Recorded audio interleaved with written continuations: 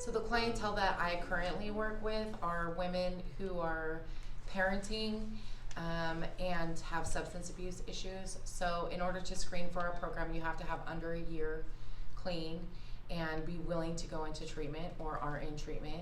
And you still have to have parental rights of your children, but you don't have to have custody of your children. So meaning they could be placed with a family member just under agreement until you get better, or meaning even as far as child welfare involved in your, fighting for those, for the right to have your child back home with you. And so tell me what some of the challenges in working with this clientele are.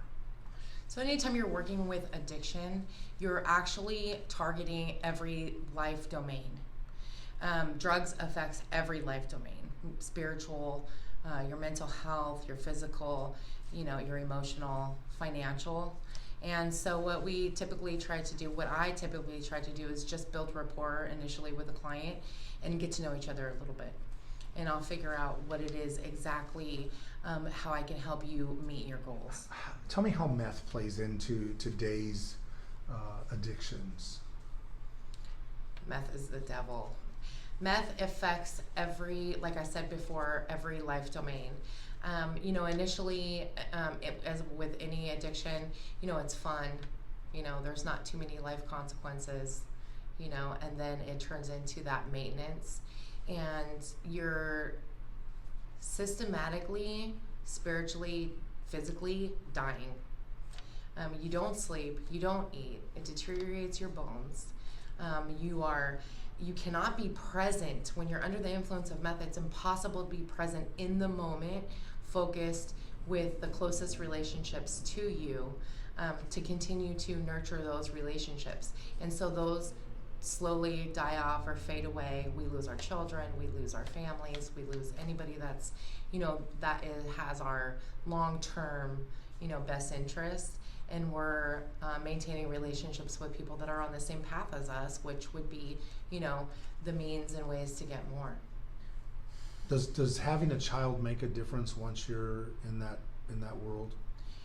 I think for every individual it's different.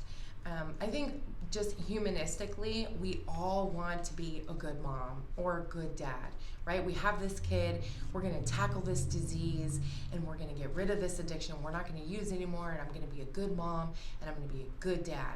And unfortunately, we don't maybe have the tools around us, or we don't have the self-confidence. How many times have we tried to quit before and failed? How many times have we said, I'm never gonna do that again, and failed? And it builds more shame and more guilt, and until we're just, sometimes some people just give up and say, I can't ever quit. And I've seen people just walk away from their children, even in the midst of a fight, maybe in child welfare or something, because they just feel so defeated that I can't do this. Yeah. What is the impact on the children? So the children are why I got into this field, and my child is who grew me into this field. And so I have a very unique perspective on what it did to my child. But what I see consistently is my child isn't the only one. So when we're on meth, we're detached. We are not able to be emotionally present. We might be physically present. Okay, here's a noodle, here's a bowl of cereal, go put a movie on, something like that. Maybe their physical needs are met, but their emotional needs are not met. And that really affects attachment, I think, is the biggest part of what meth takes away from a parent and a child, is it puts a barrier in that attachment. And that attachment for a child is so important. They need to feel safe, they need to be connected. Parenting and recovery, it's really important to learn both of those things at the same time, because when we're in active addiction, we don't really know how to parent, we're not present. And I mean, we can be there, but we're not really present in the moment. And so I think that it's just as important to learn how to do both of those things at the same time. The challenges for a lot of them are, how do I take care of my child while I'm entering, if they're going to outpatient, where's my child going to go?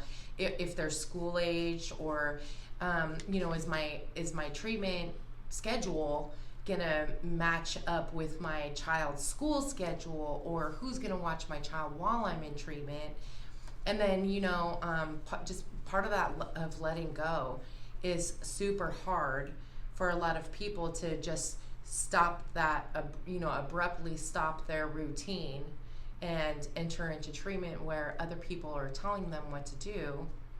You know, it's a very humbling experience. So that's a big challenge right there, is to like learn how to be humble and think, you know, maybe I don't know how to do this.